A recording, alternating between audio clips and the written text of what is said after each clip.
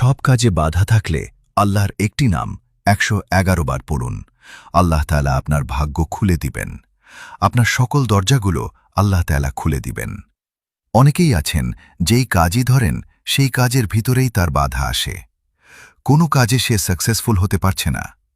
যদি আল্লাহর গুণবাচক একটি নাম পড়ে সে যদি দোয়া করতে পারে, আল্লাহ পাক রব্বুল আলামিন তার ওই কাজের সফলতা দান করবেন এবং তার ভাগ্যের পরিবর্তন করে দিবেন ইনশাআল্লাহ।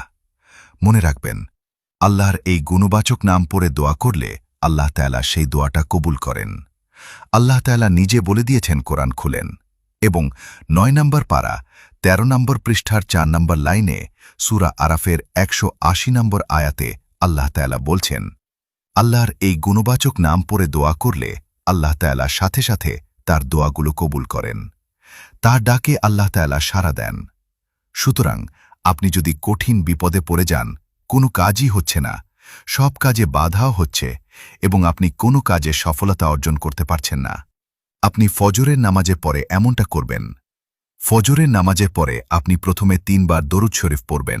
এরপরে আপনি আপনার ডান হাতকে বাম হাতের উপরে রাখবেন, রেখে আল্লাহর গুণবাচক নাম ইয়া ফাত্তাহু 111 বার পড়বেন। ইয়া ফাত্তাহু 111 বার পড়বেন। আল্লাহ তাআলা আপনার সকল যেই দরজাগুলো বন্ধ আছে সেই দরজাগুলো আল্লাহ তাআলা আপনার জন্য খুলে দিবেন। আল্লাহ পাক রব্বুল আলামিন প্রত্যেকটা কাজে আপনাকে বিজয় দান করবেন, উত্তম ফয়সালা করে দিবেন। অনেকেরই আছে বিয়ে হচ্ছে না, কঠিন বিপদে পড়ে আছে।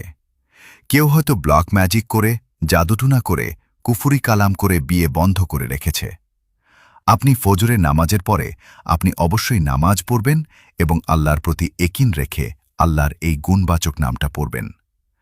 বাম হাতটা বাম হাতের উপরে ডান হাত রেখে আপনি প্রথমে 3 বার দরুদ শরীফ পড়ে ইয়া ফাত্তাহু 111 বার পড়ে আবারও 3 বার দরুদ শরীফ পড়ে আল্লাহর কাছে দোয়া করবেন।